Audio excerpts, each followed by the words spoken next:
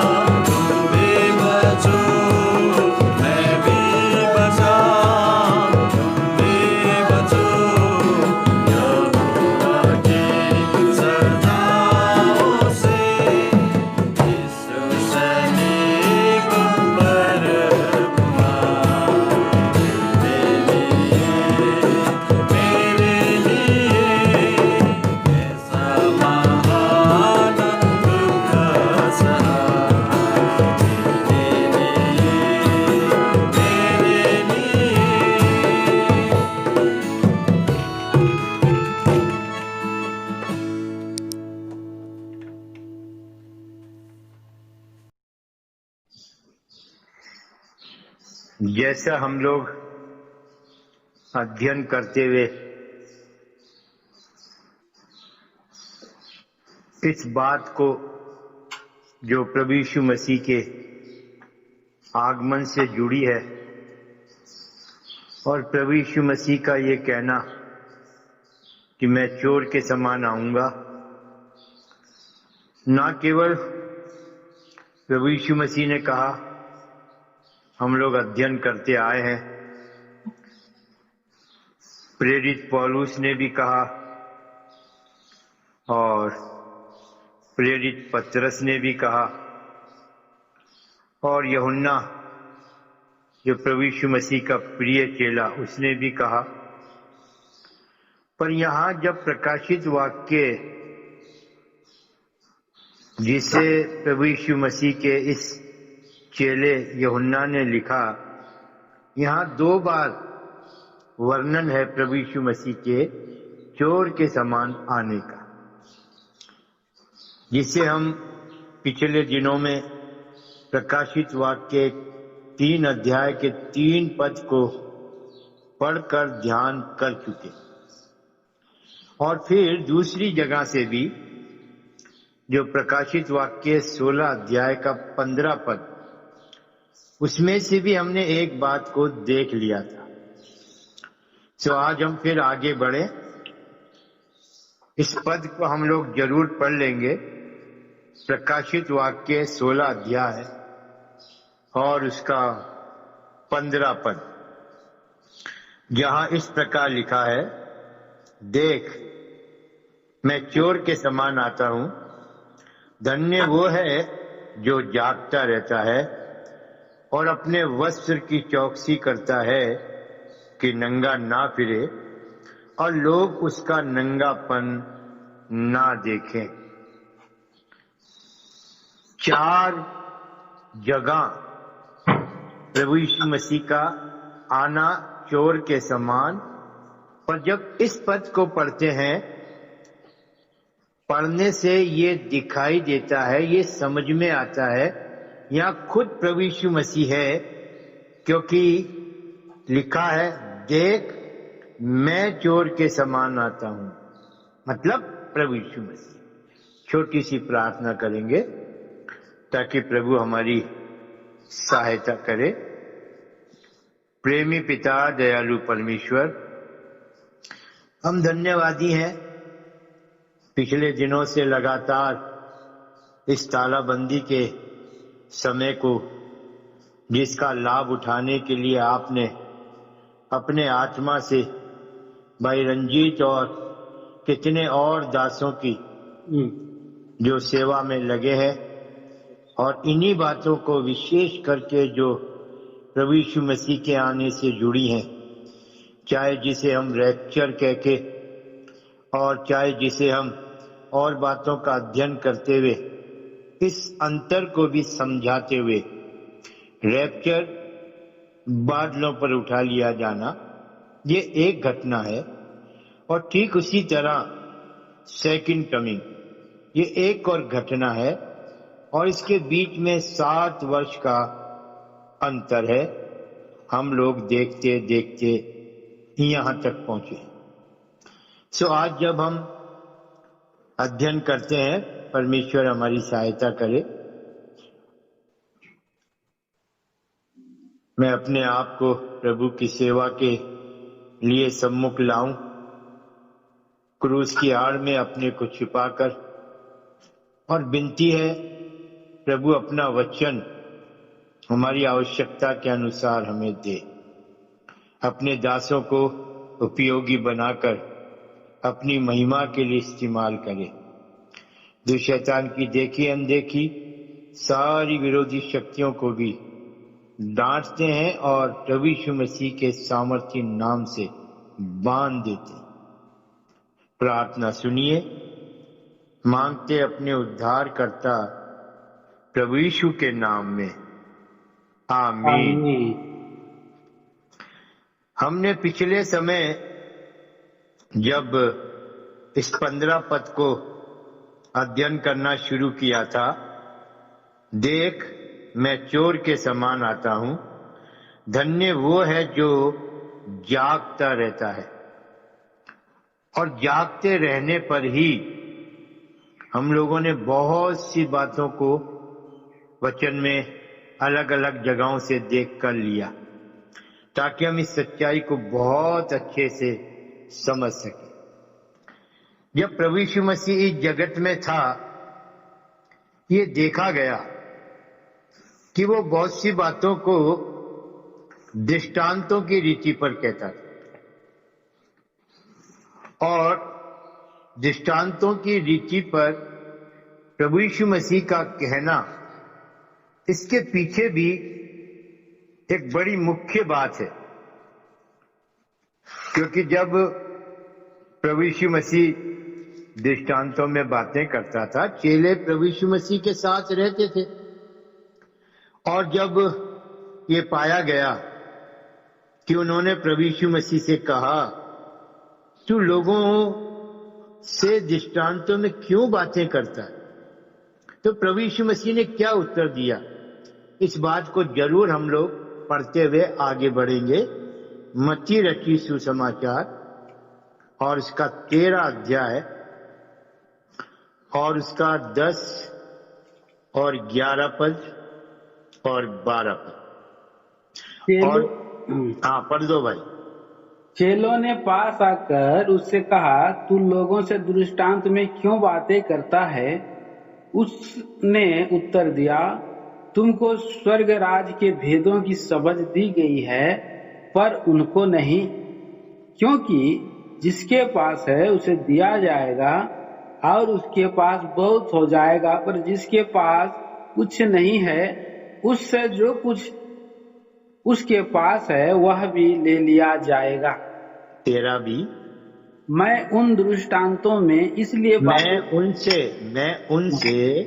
मैं उनसे दृष्टांतों में इसलिए बातें करता हूँ कि वे देखते हुए नहीं देखते और सुनते हुए नहीं सुनते और नहीं समझते। तो इस जगह पर पढ़ने के द्वारा ये बात हमारे समझ में आ जानी चाहिए कि जब हम किसी बात को समझने के लिए, जैसे अभी जागते रहने को, सचेत रहने को, सावधान रहने को, ये हमारा अध्ययन है जिस पर हम ध्यान देते आए हैं, तो कितनी जगहों पर ऐसी बातों को देखते हैं जो जागने से जुड़ी। यद्यपि उस जागने को क्या हम ये सोचें, अरे ये तो शरीर के अनुसार जागना है, इसी बात को समझना है। जो बातें दृष्टांतों में या लोगों के चरित्र के द्वारा दिखाई जाकर इसलिए सामने लाई जाती हैं कि हम उन्हें आत्मिक बातों से जोड़ें, उन बातों में आत्मिक अर्थ है उससे समझें। क्योंकि जब हमने पिछले दिनों में अध्ययन किया था, जहां पहली बार ये देखा गया था प्रभु यीशु मसीह का चोर के समान आना, पहला थिस्सलुनीकियों के 5वें अध्याय के 2 पद में। लेकिन वहां अध्ययन करते हुए जब हम 3 पद और 4 पद और 5 पद में आगे गए, तो वहां पर इस बात को दिखाया गया, जागने से क्या अर्थ है, या प्रभु यीशु मसीह का जब आना है चोर के समान, तो कौन लोग होंगे जो उसकी बाट जोड़े हैं, और यदि उन बाट जोड़ने वाले लोगों में मैं और आप हैं, तो हमारा जो जीवन के जीने का एक तरीका है वह दिखाया गया था। सोने वालों का जीवन, जागते रहने वालों का जीवन, ये भी दिखाया गया, दिन की संतान, ज्योति की संतान, और ये भी दिखाया गया रात की संतान और अंधकार की संतान। और वहां इस बात को लेकर ये बात हमारे लिए है कि जो सोते हैं वो रात ही को सोते हैं। इसका मतलब वे अंधकार की संतान हैं, वो ज्योति की संतान नहीं। अब यदि चोर के आने के विषय में बात करते हैं तो हमारा अध्ययन हमें वहां ले जाएगा जो शरीर के अनुसार रात में सोने को दिखाता है। क्योंकि जब रात में लोग सोएंगे तभी तो चोर आकर चोरी करेगा।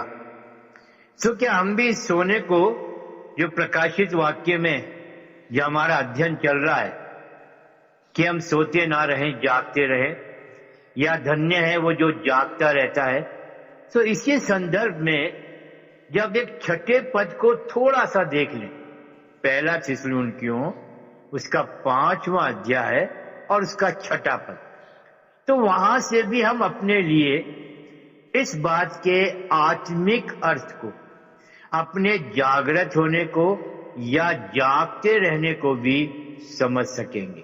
थोड़ी सी बातों को लेकर मैं चाहूंगा भाई थोड़ा सा पढ़िए पहला थिस्सलुनीकियों का 5वां अध्याय 6 पद। और नहीं भाई उसका 4, 5, 6 पढ़िए। 6 पर अपन बात करेंगे, पर पढ़ना 4, 5 और 6 पद। पर हे भाइयों, तुम तो अंधकार में नहीं हो कि वह दिन तुम पर चोर के समान आ पड़े, क्योंकि तुम सब ज्योति की संतान और दिन की संतान हो। हम ना रात के हैं ना अंधकार के हैं, इसलिए हम दूसरों के समान सोते न रहें, पर जागते और सावधान रहें। जी हाँ, ये हमारी पहचान है, क्योंकि तुम सब ज्योति की संतान और दिन की संतान हो। हम ना रात के हैं ना अंधकार के हैं, इसलिए वचन 6 पद को कैसे शुरू किया है? इसलिए हम दूसरों के समान सोते ना रहें। और पिछले समय हमने अध्ययन किया, पर यह बात मैं अभी भी इस जागने से जोड़ना चाहता हूं, क्योंकि जब यहां वचन में लिखा है हम दूसरों के समान सोते ना रहें, तो वचन इस बात को हमें दिखा रहा है या आत्मा हमें विवश कर रहा है कि वचन में क्यों लिखा है दूसरों के समान। इसका मतलब कुछ लोग हैं जिनको जब जागना था वो जागने के समय में सोते पाए गए, और ये सोना मेरे और आपके लिए है नहीं, क्योंकि जब एक पहचान हमें दे दी गई तो उस पहचान का अर्थ ही है जाग। अब यहां कहता वचन दूसरों के समान सोते ना रहे, तो मेरे प्रियो, यदि मत्ती का 25 अध्याय, मत्ती का 26 अध्याय, यहां से कुछ बातों को थोड़ा सा देख लेंगे तो आपको, क्योंकि आप जानते भी हैं कैसे मत्ती के 25 अध्याय में जिन कुंवारियों का दृष्टांत है वो भी स्वर्ग के राज्य के लिए ही दिया गया दृष्टांत है। ये सोने के विषय में जो बात की गई है ये भी दृष्टांत की रीति पर, और यहां हम पढ़ रहे हैं दूसरों के समान सोते ना रहें। तो ये दूसरे कौन है? क्या हम उन कुंवारियों के विषय में जानते हैं? कौन सी कुंवारियां थी जो सोती रही? कोई बताएगा? 5 कुंवारी। 5 कुंवारियां। और अगर कि मैं ये कह दूं कि 10 कुंवारियां, तो कैसा लगेगा? पढ़िए मेहरबानी से मत्ती का 25 अध्याय और उसका 5 पद। इसीलिए इस बात को सामने लाया कि हम कई बार अध्ययन करने के बाद भी उन 5 मूर्ख कुंवारियों को इतना अलग कर देते हैं, और जो 5 समझदार कुंवारियां उनको कितना ऊंचा चढ़ा देते हैं। वो इस योग्य हैं क्योंकि वो दूल्हे के साथ ब्याह के घर में गई। पर जब हम सोने और जागने की बात करते हैं तो यह वचन पर हमें देखना है मत्ती का 25 अध्याय, और पढ़िए भाई मेहरबानी से 5 पद। जब दूल्हे के आने में देर हुई तो वे सब ऊँघने लगी और सो गई। सब सब सब यही लिखा है ना? जी हाँ, सब ऊँघने लगी और क्या हो गई? सो गई। तो 10 की 10 सो गई। और हम कई बार इस दृष्टांत को लेते हैं प्रभु यीशु मसीह के आगमन की तैयारी से, क्योंकि जो 5 समझदार कुंवारियां थी उनके और 5 मूर्ख कुंवारियों के जीवन में जो अंतर था, जहां दूल्हे के साथ ब्याह के घर में प्रवेश करने की तैयारी के लिए मशालों का भी होना, मशालों का जलता भी रहना, और इतनी देर तक जलते रहना कि दूल्हा उस रात में कभी भी आए, क्योंकि वचन में लिखा दूल्हे के आने में देर हुई। तो इस देरी के अंदर 5 मूर्ख कुंवारियां चूक गई, जबकि यह देरी उनके लिए भी बड़ा लाभ का कारण बन सकती थी। जब वो देख रही थी कि हमारे साथ 5 समझदार कुंवारियां हैं, उनके पास मशालें हैं, तो मशालें तो हमारे पास भी हैं। पर ये क्या है जो उनके मशालों के साथ साथ कुप्पियां भी हैं, और वो कुप्पियों में तेल है। अगरचे वो 5 मूर्ख कुंवारियां, यदि आज हम जो वचन सुन रहे हैं हमारे जीवन में कहीं कमी घटी दिखाई देती है तैयारी में, तो प्रियो यह अवसर है, इससे पहले कि दूल्हा आए, वचन में लिखा दूल्हे के आने में देर हुई। कितना अच्छा अवसर था कि वो जाकर तेल ले आती। उनकी मूर्खता और 5 समझदार कुंवारियों की समझदारी इस बात में दिखाई देती है कि जब आधी रात को धूम मची, देखो दूल्हा आ पहुंचा, और वचन में लिखा है वो 10 जो सो गई थी उठी और अपनी मशालें ठीक करने लगी। और जब मूर्खों ने देखा, ले हमारी मशालें तो बुझ गई, बुझी जा नहीं रही है, बुझ गई, तो उन्होंने 5 समझदार कुंवारियों से कहा, हमें भी अपने में से कुछ दे दो। ये उनकी मूर्खता थी जो उनसे मांग ली थी। और समझदार कुंवारियों की समझदारी क्या थी? उनका जवाब, कदाचित ऐसा ना हो कि तुम्हारे भी और हमारे भी, अगर हम तुम्हें देंगे तो दोनों के लिए पूरा ना हो। ये उनकी समझदारी। और इसलिए मेरे प्रियो, जब हम प्रभु के आगमन की तैयारी से वचन का अध्ययन कर रहे हैं और इस प्रकार जगह जगह जाते हैं, हम वचन में घूमते हैं, तो जरूरी हो जाता है उन दृष्टांतों के साथ भी जो हमारी तैयारी में हमें कुछ समझाते हैं आत्मा के द्वारा, जरूरी होता है अध्ययन करना। और यहां पर क्या पाया गया? अगरचे मैं अपने तरीके में, अपने शब्दों में बात कर रहा हूं कि 10 सो गई तो 5 समझदार भी सो गई।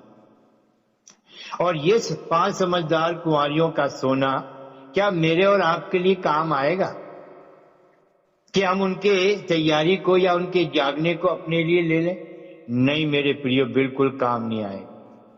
हो सकता है मुझसे बहुत लोग सहमत ना हो, मुझे इसकी चिंता नहीं, क्योंकि वचन में लिखा है 10 सो गई और जब आधी रात को धूम मची। धूम मचने का मतलब हल्ला हुआ। और यह हल्ला कितना हुआ कि वो लोग जागने के बाद जब उन्होंने देखा अरे दूल्हा तो आ पहुंचा है, तो वो अपनी मशालें ठीक करने लगी। क्या इतना समय हमें मिलेगा प्रियो प्रभु यीशु मसीह के आने पर, जब वो बादलों पर आएगा? क्या हम इस अंतर को कैसे समझेंगे? क्या हम 5 मूर्ख कुंवारियों को छोड़कर 5 समझदार कुंवारियों के जीवन को ले लेंगे अपनी तैयारी में, एक आदर्श के रूप में या एक नमूने के रूप में? हाँ, यहाँ ये बात आप ले सकते हैं कि जब उन्होंने अपनी मशालें ठीक की, उनके पास कुप्पियों में तेल था और उन्होंने उस समय में जो उनको मिल गया, उनकी मशालें जली और वो दूल्हे के साथ ब्याह के घर में प्रवेश कर गईं। पर मेरे और आपके लिए इतना समय नहीं होगा। जागते रहने को मुझे और आपको, मेरे और आपके जीवन के लिए कहां और कितना जरूरी है? भाई निकालिए मेहरबानी से 1 कुरिन्थियों का 15 अध्याय, 1 Corinthians 15 चैप्टर, और पढ़िएगा 51-52। देखो, मैं तुमसे भेद की बात कहता हूँ, हम सब नहीं सोएंगे, परंतु सब बदल जाएंगे। और यह क्षण भर में, पलक मारते ही, अंतिम तुरही फूंकते ही होगा।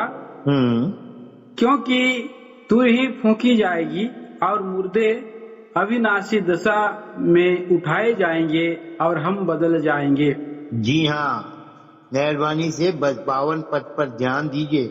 वो क्षण भर में, पलक मारते ही, अंतिम तुरही फूंकते ही होगा। तो जो 5 समझदार कुंवारियां थीं, क्या उन्होंने अपनी मशालों को ठीक करने में इतना सही समय लिया कि पलक झपकने में जितना समय होता है उनकी मशालों को वो ठीक कर पाई? मैं तो सोचता हूं ऐसा नहीं हो सकता, जरूर समय लगा होगा। लेकिन अगर उस बात से हम सचेत और जागृत किए जाएं, इस अंतर को देखते हुए कि वो तो सचमुच दूल्हे के साथ ब्याह के घर में प्रवेश कर गईं, जो उनके आत्मिक जीवन की उस जगह को ले सकते हैं जहां मुझे और आपको भी तेल की अर्थात पवित्र आत्मा की भरपूरी में। इस जगह हम 5 समझदार कुंवारियों के जीवन को अपने लिए ले सकते हैं, पर समय के हिसाब से मैं इस बात से सहमत नहीं। पलक झपकना, मैं आज भी कोशिश करता हूं पलक झपकने के समय को काउंट कर लूं। क्षण भर पलक झपकना और अंतिम तुरही का फूंका जाना। थोड़ा सा पलक झपका कर देख लो और पास में मशालों को ठीक करने के लिए सामान लेकर बैठ जाओ। अगर कि आप ऐसा कर लेंगे तो मैं 5 समझदार कुंवारियों को भी अपने जीवन में जोड़ लूंगा उस तैयारी के साथ। पर नहीं प्रिय, बहुत अधिक जागृत रहना है। वचन हमें बता रहा है ऐसा ना हो कि हम दूसरों के समान सोते रहें। 5 कुंवारियां नहीं पर 10 की 10 कुंवार। और कौन हो सकते हैं जो सोते रहे? क्या ऐसे लोग हो सकते हैं जो प्रभु यीशु मसीह के साथ साथ रहे, प्रभु यीशु मसीह के साथ साथ चलते हुए उसके साथ जिस प्रकार प्रभु यीशु मसीह ने लोगों के बीच में समय बिताया धेमे रहते हुए, वो चेले थे। क्या इन चेलों के विषय में भी हम देखें? क्योंकि इनके लिए भी प्रभु यीशु मसीह के साथ रहते हुए भी जो जागने की आवश्यकता में प्रभु यीशु मसीह ने जिस प्रकार मत्ती के 26 अध्याय में 39, 40, 41, 42 पदों में वर्णन किया, हम देखेंगे तो पाएंगे प्रियो, चेले भी प्रभु यीशु मसीह के साथ रहकर और प्रभु यीशु मसीह के कहने के बाद भी यद्यपि उन्होंने जागने का प्रयास किया होगा, पर तो भी जो समय था जागते रहते हुए प्रभु के दुख को और प्रभु यीशु मसीह की व्याकुलता को या प्रभु यीशु मसीह के द्वारा कहे गए इन शब्दों के अनुसार, मैं व्याकुल हो रहा हूं, मैं मरने के निकट हो गया हूं, मेरा प्राण निकला जा रहा है, क्या कुछ प्रभु यीशु मसीह ने अपनी वेदना को, पीड़ा को चेलों के सामने रखा, इस बात को दिखाने के लिए कि ये मेरे दुख की घड़ी है, जागते और प्रार्थना करने का समय है, तुम भी ऐसा करो। पर हम क्या पाते हैं? हम ज्यादा नहीं पढ़ेंगे, मत्ती का 26 अध्याय निकालिए, मत्ती का 26 अध्याय और मेहरबानी से उसका 41, 40 भी पढ़ दीजिए भाई, 40। फिर उसने चेलों के पास आकर उन्हें सोते पाया और पतरस से कहा, क्या तुम मेरे साथ एक घड़ी भी ना जाग सके? सो क्या अभी पतरस यहाँ है जिसके लिए ये बाइबल है? मेरे और आपके लिए, इस समय को पहचानने के लिए।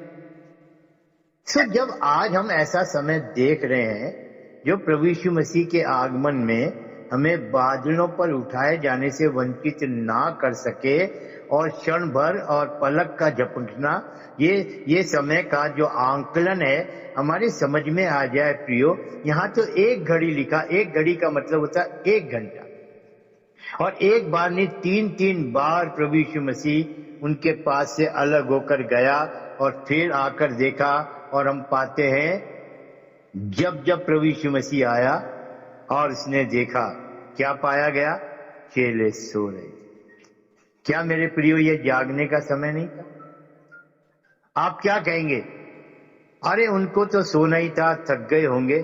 थकना तो प्रभु यीशु मसीह का देखो ना, कि गतसमनी बाग से चेलों के साथ यहाँ है, इसके बाद किस प्रकार भीड़ आएगी, प्रभु यीशु मसीह को ले जाएगी, और किस प्रकार रात भर महायाजक और क्या कुछ उसके साथ होते होते सुबह पिलातुस के पास ले जाएंगे।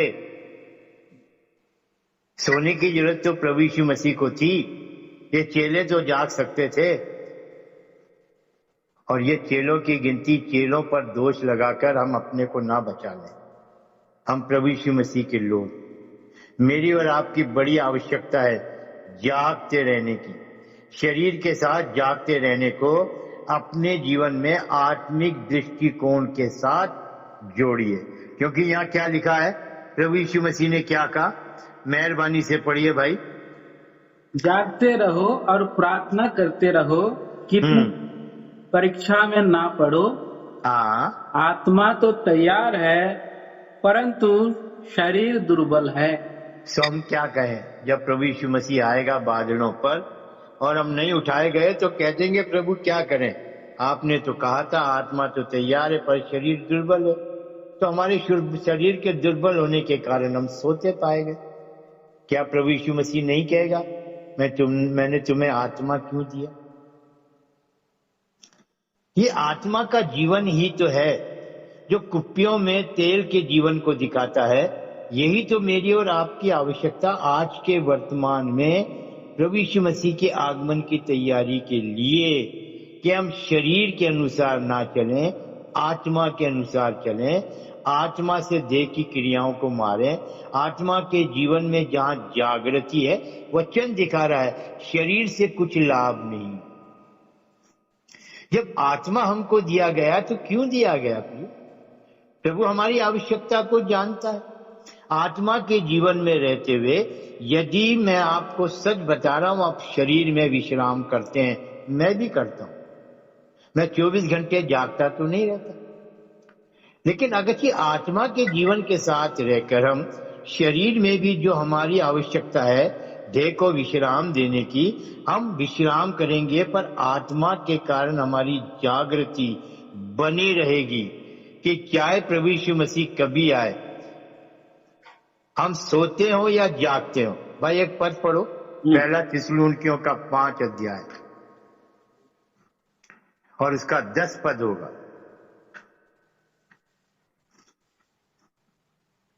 वह हमारे लिए इस कारण मरा कि हम चाहे जागते हों चाहे सोते हों। हाँ, सोचिएगा इस बड़ी कीमत को। फिर से पढ़िए भाई। वह हमारे लिए इस कारण मरा कि वह हमारे लिए इस कारण मरा कि हम चाहे जागते हों चाहे सोते हों, सब मिलकर उसी के साथ जिए। देखा, अब आप बताइए इसमें से सोने को कहां ले जाएंगे? चाहे हम सोते हो चाहे जागते हो, उस कीमत को समझिए जो प्रभु यीशु मसीह ने चुकाई।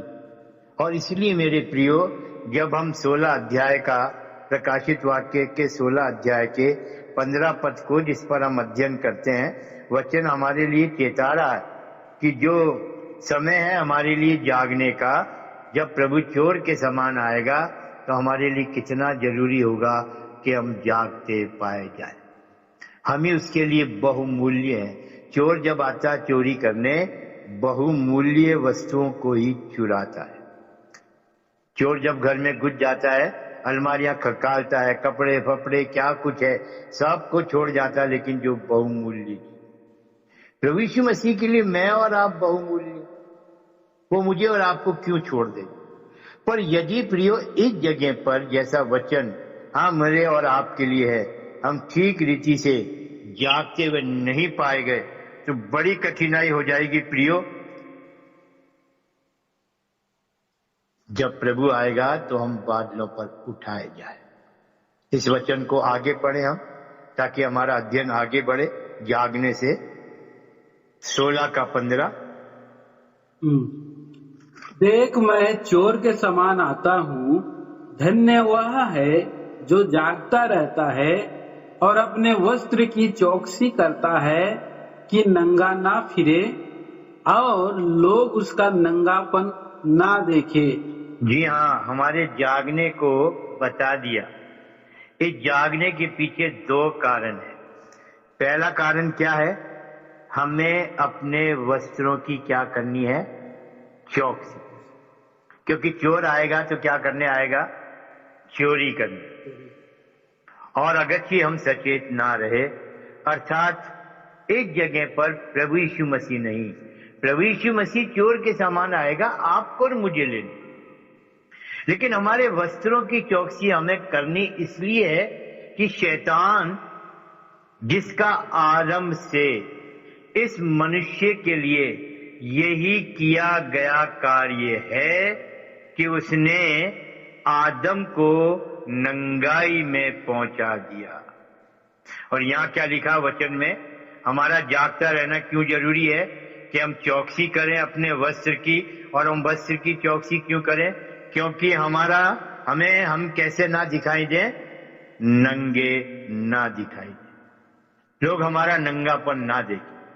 अब मैं थोड़ा सा बात करूंगा आपके साथ इस नंगेपन। ये नंगापन मनुष्य के जीवन में कहां से आया, या नंगापन का आरंभ कहां से हुआ? मेरे साथ आइए भाई मेहरबानी से उत्पत्ति के 3 अध्याय में और उसके 10 पद को पढ़कर। Genesis, book of Genesis 3rd chapter verse 10। उसने कहा, मैं तेरा शब्द बारी में सुनकर डर गया, क्योंकि मैं नंगा था इसलिए छिप गया।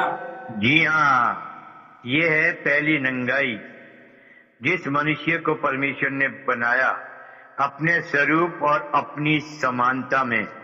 और यहाँ इस बात को देखने पाते हैं जब अध्ययन करते हैं मनुष्य को बनाए जाने के बाद परमेश्वर का आदम के साथ या मनुष्य के साथ बनाए जाने के पीछे जो 2 बड़े मुख्य कारण रहे। मनुष्य को क्यों बनाया? अपनी संगति के लिए। परमेश्वर की बुद्धि इस विषय में बताती। और दूसरा कारण है प्रियो, परमेश्वर ने मनुष्य को बनाया अपनी महिमा के लिए। सो मैं चाहूंगा पहले पढ़िए नीति वचन, उसका 8 अध्याय और उसका 31 पद। नीति वचन, book of proverb 8 chapter verse 31। मैं उसकी बसाई हुई पृथ्वी से प्रसन्न थी और मेरा सुख मनुष्यों की संगति से होता था। हाँ, इस चैप्टर को आप पढ़ेंगे तो ये परमेश्वर की बुद्धि है बात करने वाली। और उसका यहाँ पर ये 31 पद, और मेरा सुख कहाँ है? मनुष्यों की संगति से। और भाई दूसरी बात भी पढ़ दीजिए आइजिया यशाया 43 अध्याय और उसका 7 पद। हर एक जो मेरा कहलाता है, जिसको मैंने अपनी महिमा के लिए सृजा, जिसको मैंने रचा और बनाया है। ये है दूसरी बात जिसके लिए परमेश्वर ने मनुष्य को लिखा है, हर एक जो मेरा कहलाता है, क्या किया मैंने उसको? अपनी महिमा के लिए।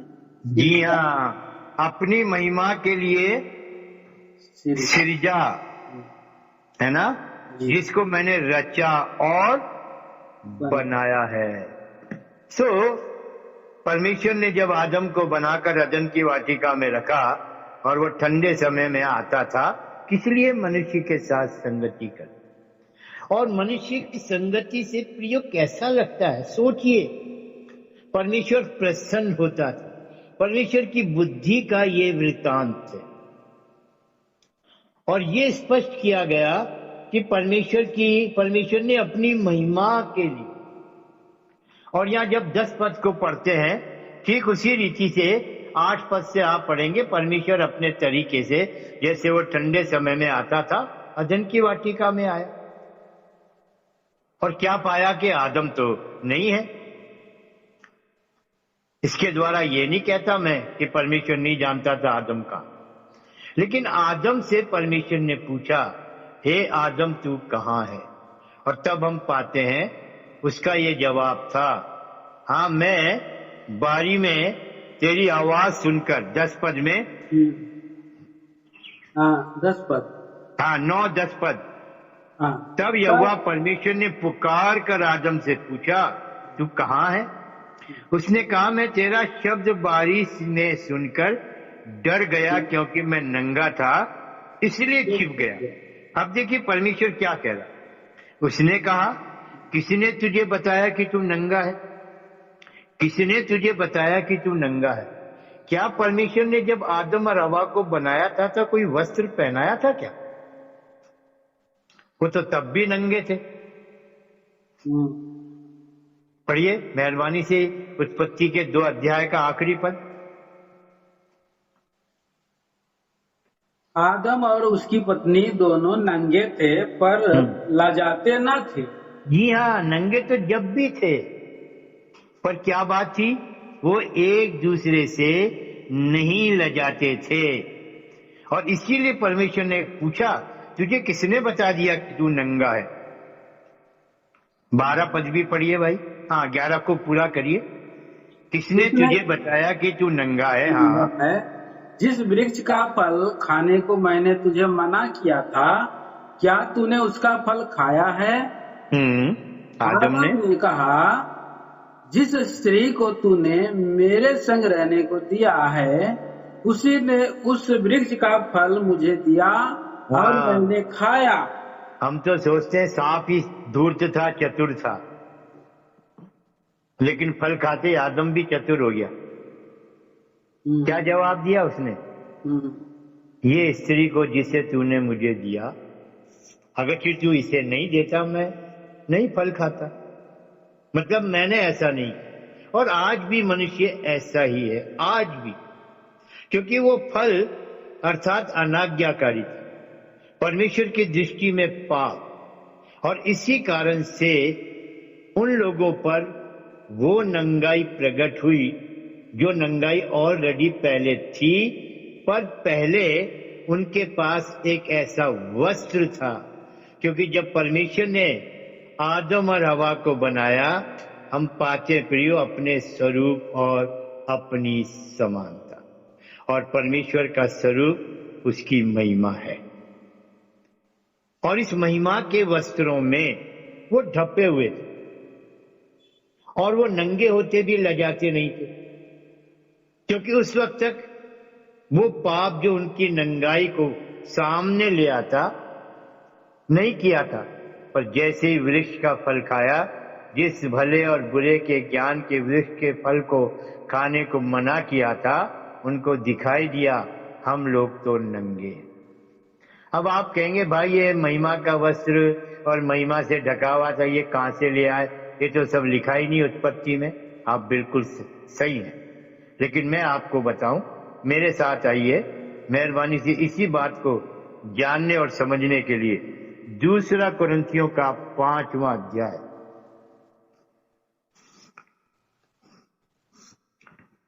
2 कुरिन्थियों का 5वां अध्याय, और मैं चाहूंगा 1 से 5 पदों तक, 1 से 5 पदों को पहले पढ़ा जाए। 2 कुरिन्थियों का 5वां अध्याय, भाई 1 से 5 पदों को पढ़िए।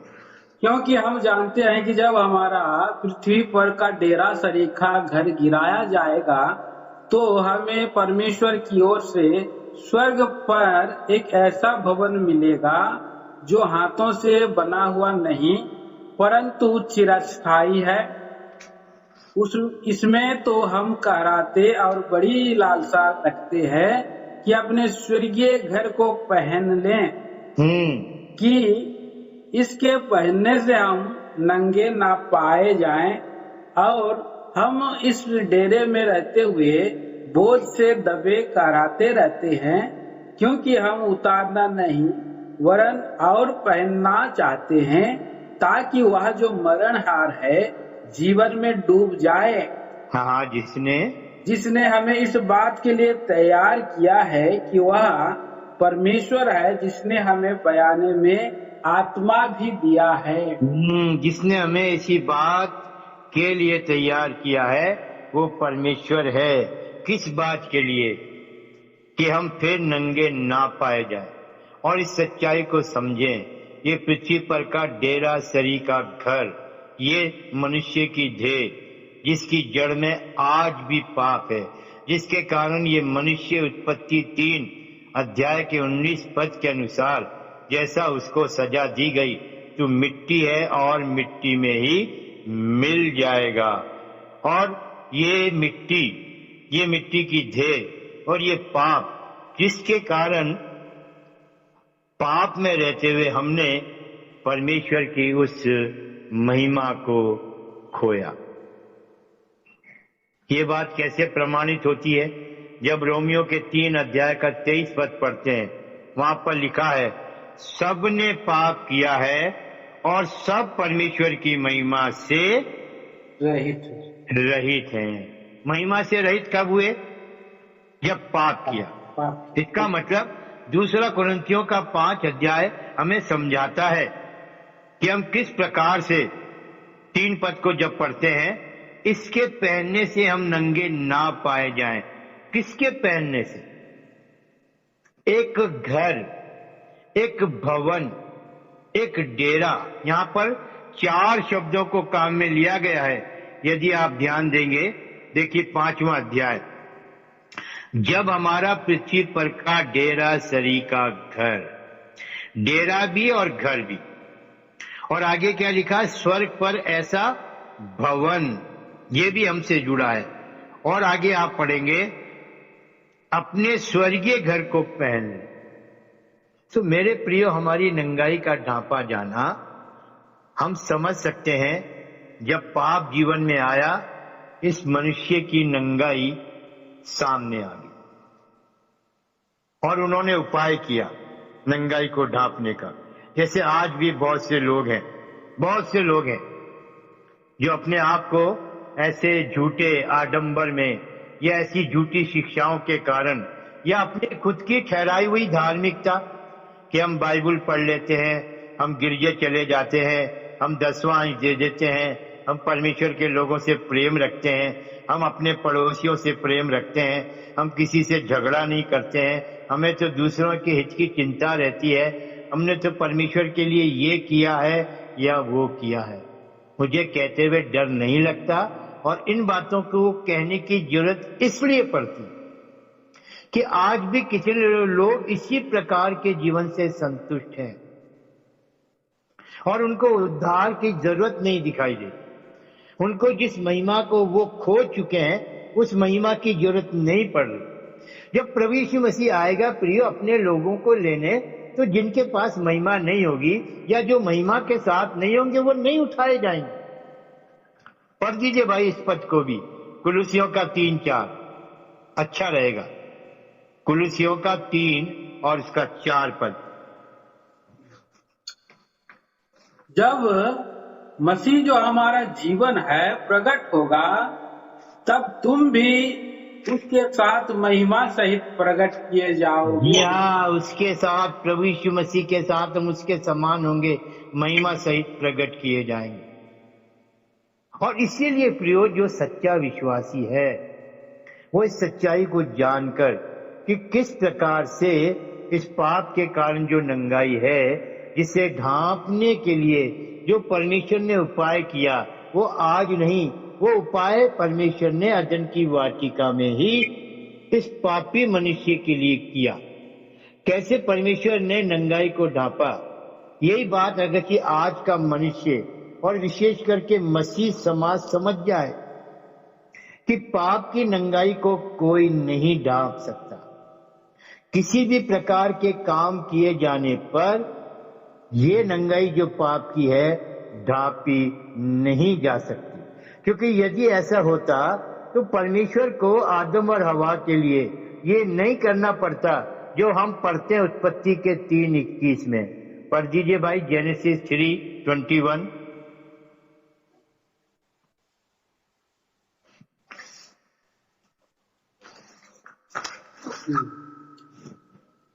और यहोवा परमेश्वर ने आदम और उसकी पत्नी के लिए चमड़े के अंगरखे बनाकर उनको पहना दिए। देखा किसने किया ये काम? परमेश्वर यहोवा। परमेश्वर यहोवा ने।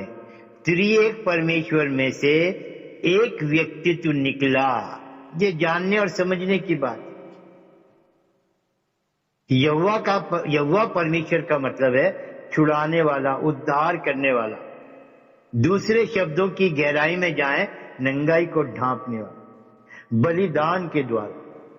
और उस जानवर के बलिदान से, जिसके वचन में पढ़ते हैं चमड़े के अंग रखे, चमड़ा शब्द है, उससे उनकी नंगाई को ढांपा गया। तो नंगाई कौन ढांप सकता है? केवल परमेश्वर।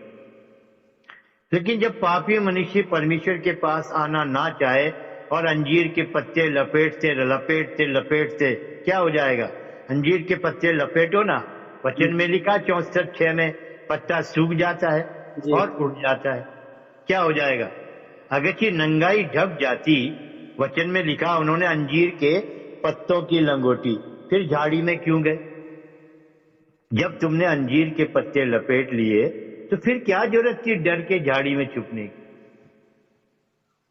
परमेश्वर का वचन हमें किस किस प्रकार से इन बातों को क्यों दिखाता प्रियो? क्योंकि वो हमें आज भी अपने उस बड़े प्रेम से, जिससे वो प्रेम रखता है, बचाना चाहता नहीं चाहता है कि हम वचन की सब बातों को होते हुए जो परमेश्वर की मनसा, योजना और उद्देश्य में पूरा किया गया है, वो मेरे और आपके लिए वो क्यों ना पूरा हो। और इसलिए जरूरी था कि परमेश्वर हमारी नंगाई को ढांपे। ये काम परमेश्वर ने किया। अब भी हमारी क्या आवश्यकता है?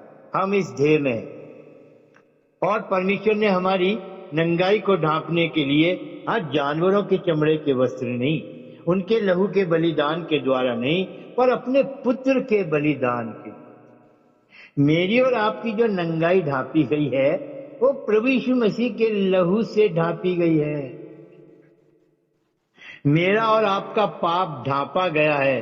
भजन 32 के पहले पद में पढ़ते हैं, धन्य वो व्यक्ति जिसका अपराध क्षमा किया गया और जिसका पाप ढांपा गया हो। ढांपने वाला परमेश्वर है, और यदि परमेश्वर ही मेरे और आपके पापों को ढांपे तो किसकी हिम्मत है कि वो हमारे पापों को उठा के दिखाए या ढपे हुए को खोले? परमेश्वर ही है जिसने किया। सो जब परमेश्वर है प्रियो और इस जीवन के साथ हमें रखता है तो हमें समझना चाहिए ने वचन क्यों कह रहा है, देख मैं चोर के समान आता हूं, धन्य है वो जो जागता रहता है और अपने वस्त्र की चौकसी करता है ताकि वो नंगा ना फिरे और लोग उसका नंगापन ना देखें। आज मसीह समाज में जो बिना उद्धार के जीवन बिता रहे हैं उनको थोड़ी दिखाई दे रहा कि हम नंगे घूम रहे। परमेश्वर की दृष्टि में वो नंगे हैं। लेकिन मेरे प्रियो, मेरे और आपके लिए 2 कुरिन्थियों का 5वां अध्याय जो 1 से 5 पद हमने पढ़े बड़े मीनिंगफुल हैं। हम इस ध्येय में तो हैं, पर तो भी ये जानकर कि जब तक हम इस ध्येय से छुटकारा नहीं पाएंगे हम उस महिमा के साथ, उस महिमा के ध्येय के योग्य कैसे बनेंगे। पर आज का जो हमारा समय है जीवन को बिताने का, क्या हम अपने में ऐसा पाते हैं जो हमें इस बात की आवश्यकता में ले जाए? मेरे साथ आइए रोमियो का 8वां अध्याय। रोमियो का 8वां अध्याय 23 पद को पढ़िए भाई मेहरबानी से।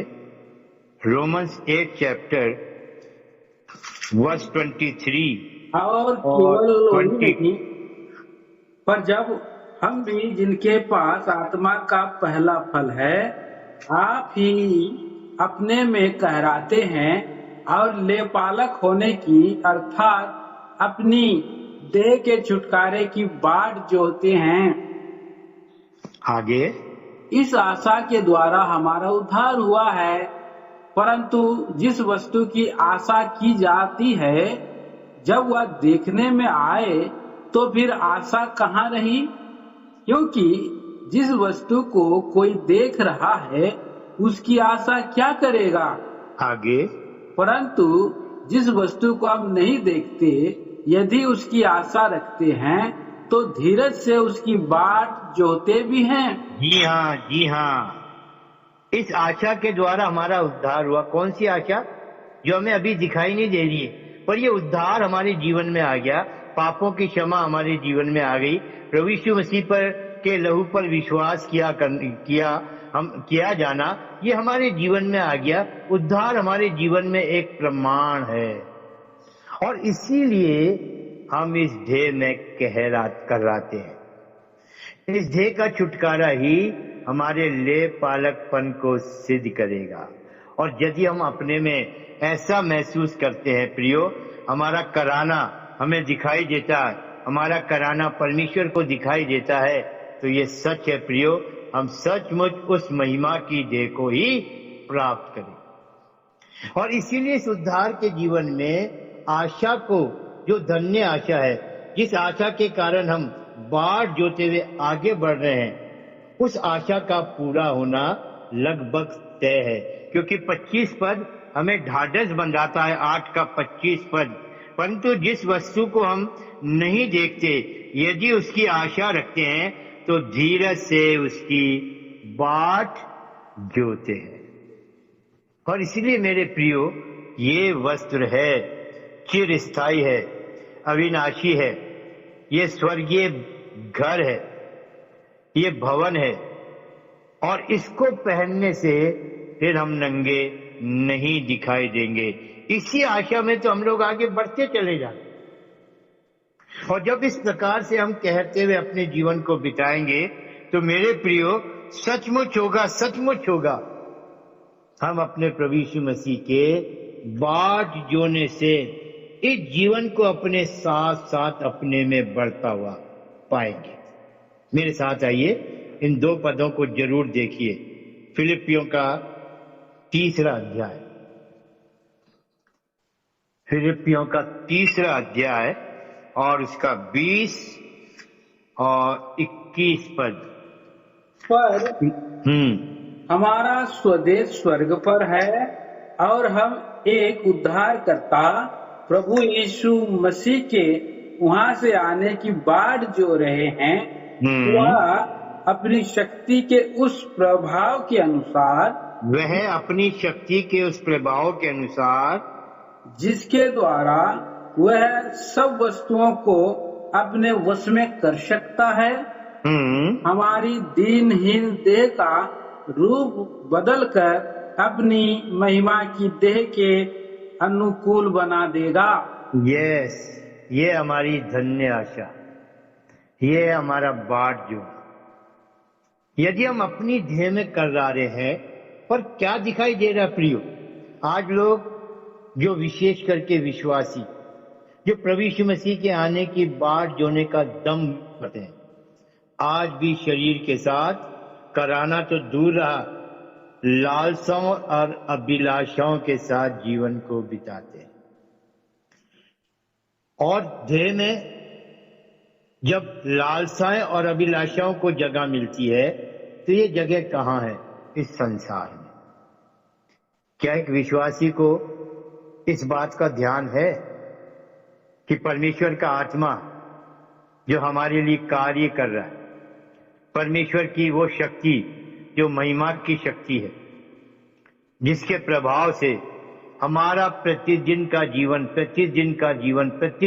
जीवन बदलता बदलता उस महिमा के स्वरूप में, जैसा यह वचन 21 पद के आखिर में लिखा है, हमारी दीनहीन देह का रूप बदलकर अपनी महिमा की देह के अनुकूल बना देगा।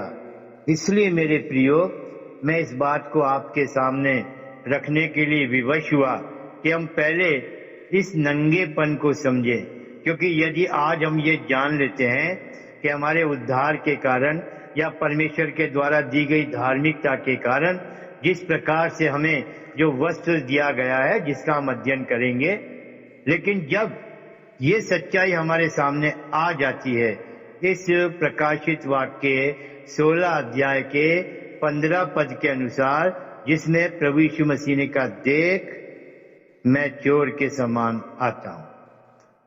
हमने पहला थिस्सलुनीकियों 5:2 पढ़ लिया, हमने दूसरा पत्रस 3:10 पढ़ लिया, हमने प्रकाशित वाक्य 3:3 पढ़ लिया। यहाँ के बाद जब हम इस जगह पर आते हैं, यहाँ खुद प्रभु यीशु मसीह है जो ये कह रहा है, देख मैं चोर के समान आता हूं।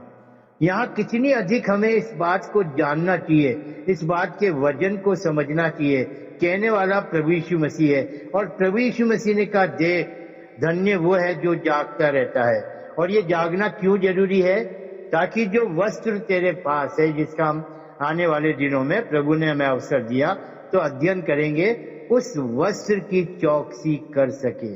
क्योंकि यदि ऐसा नहीं किया, अर्थात जागते नहीं रहे, अपने वस्त्रों को नहीं पहचाना और चौकसी नहीं की, तो मेरे प्रियो फिर हमारी जीवन की दशा अदन की वाटिका की नाई होगी। हम नंगे घूमेंगे, लोग हमारा नंगापन देखेंगे, और ये नंगापन हमें उस पाप के कारण जो आदम के जीवन के साथ इस जगत में पैदा होने वाले आखिरी मनुष्य के साथ भी रहेगा, यदि वो सचमुच इस महिमा के वस्त्रों के भेद को ना समझे। सबने पाप किया और सब परमेश्वर की महिमा से क्या है? रहित है। परमेश्वर ने हमें सबसे पहले इस सच्चाई को आज के अध्ययन में इसलिए जरूरी आत्मा के द्वारा कि हम अपने नंगेपन को, अपने नंगे होने से उगाड़ेपन को समझ सके। ना केवल इतना सा कि हाँ आदम ने पाप किया तो वो नंगा हो गया। परमेश्वर ने उससे पूछा, तुझे किसने बता दिया? और हमने पढ़ा उत्पत्ति 2:25, वो तो पहले से नंगे थे, पर क्या लिखा है? वो लजाते नहीं थे। परमेश्वर का स्वरूप उस महिमा के साथ उनकी नंगाई को ढांपे हुए था। लेकिन कब ये नंगाई सामने आ गई? जब पाप किया। और इसलिए मेरे प्रियो, प्रभु यीशु मसीह का इस जगत में आना जो जरूरी था, ये एक बड़ा मुख्य कारण है। और अब मेरे और आपके लिए जरूरी है कि हम इस सच्चाई को जानें, जब हमारा नंगापन ढांपा गया है, किन किन वस्त्रों से, हम उन वस्त्रों की कैसे चौकसी करें। प्रभु ने चाहा, प्रभु के आने में देरी हुई तो अगले समय में हम इन वस्त्रों का भी अध्ययन कर सकेंगे। क्योंकि मैं इसलिए इन बातों को साथ में रख देता हूं, क्योंकि मुझे भी परमेश्वर का आत्मा दिखाता है ये जरूरी, ताकि हम पूरी तरह से वचन की सच्चाई को समझ सके। तो परमेश्वर हमारी अगुवाई करे। हमने बहुत सी बातों को देख लिया है, और प्रभु समय देगा तो हम वस्त्रों के विषय में भी बात करेंगे। प्रभु हमारी सहायता करे, हमें आशीष दे। जैसा वचन सुना है हम उस वचन का पालन कर सके। हाँ भाई, प्रार्थना करिए। प्यारे स्वर्गीय पिता परमेश्वर, राजाओं का राजा, प्रभुओं का प्रभु जी, हम धन्यवाद देते हैं। आज फिर से आपने हमें स्मरण दिलाया, पवित्र वचन के द्वारा आपके दास के मुख से जागते रहने के लिए आपने जो पहली विचार बताई है, पिछले दिनों का जो भाग था उसमें आपने जोड़ा है। दयालु प्रभु जी, हमें फिर से 5-10 कुंवारी को स्मरण दिलाया। दयालु प्रभु जी, ये जो 10 कुंवारी हैं, और ये 10 कुंवारी प्रभु जी 10 के 10 सो गई। हाँ प्रभु जी, हम ये ना कह सके कि हम भी जागने वाले हैं, मूर्ख के समान नहीं है, तुरंत हम भी प्यारे प्रभु तो इसे उन कुंवारियों के समान हमारी हालत है। परंतु आपने ये दर्शा दिया कि प्रभु जी, ये जो तैयारी है इसके द्वारा प्रभु हम जागते हुए पाए।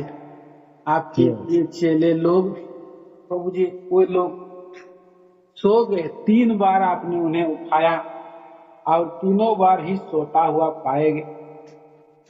महान प्रभु जी, पलक मारते ही, अंतिम तुरही फूंकते ही ये होगा। ये जो जागने का जो भेद है प्रभु जी आपने बताया है, ये सारे शरीर का नहीं परंतु आत्मा का जागना है। आत्मा में जागने के विषय में प्रभु जी आपने 1 थिस्सलुनीकियों की 5 अध्याय के द्वारा बातें किया। महान प्रभु, हम धन्यवाद देते हैं कि जागते रहने के लिए आपके दास लोगों के द्वारा लगातार प्रभु का वचन की संगति में हमें बनाए रखे हैं, कि आपका वचन जो हमारे लिए दीपक है, हमें प्रकाशमान करता है और हमें तैयार करती है। प्यारे प्रभु, धन्यवाद देते हैं आपके, हम धन्यवाद देते हैं महान प्रभु जी, आपके दयालु प्रभु जी नंगापन को भी दर्शाया है। सचमुच में नंगापन हम हमारा जीवन में पाते हैं, और ये नंगापन को प्रभु आज अदन की वाटिका में अनाज्ञाकारिता के कारण कमाया गया है, और हमारे धर्म और कर्म के द्वारा इसको हम ढांप नहीं सकते हैं।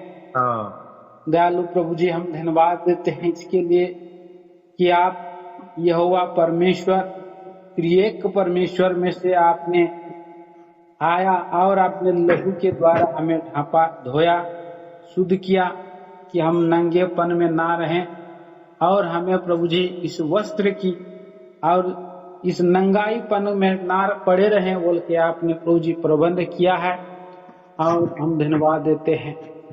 इस नंगेपन से बचने के लिए भी प्रभु आपका वचन हमें आपने प्रगटीकरण दिया, हम धन्यवाद देते। और आज आप आपके दास को और भी आशीष दे, कि आने वाले दिनों में आने वाला जो पद है, भाग है, उसको भी रिवील करें, और हमको तैयार करके हमें प्रभु जी, हम सचमुच में हमारा जीवन ऐसा तैयार हो कि हम आपके सामने पाए जाएं, महिमा का परमेश्वर, महिमा का वस्त्र धारण करके। हमारी प्रार्थना है, वचन के घेरे में बनाए रखे, आशीष के घेरे में आपका नाम का गौरव, महिमा, आदर देकर प्रार्थना लाते हैं मसीह यीशु के नाम में, आमीन। आमीन। अब हमारे पिता परमेश्वर का प्रेम और हमारे प्रभु यीशु मसीह का अनुग्रह और पवित्र आत्मा की मीठी और गहरी संगति और सहभागिता हम सब के साथ, जो प्रभु के आगमन को प्रिय जानते हैं, जो प्रभु के आने की बाट जोते हैं, जिन्होंने अपने आप को तैयार कर लिया है, अब से लेकर प्रभु यीशु मसीह के आने के दिन तक होती रहे। आमीन, आमीन, आमीन। सबको जय मसीह। सबको जय मसीह।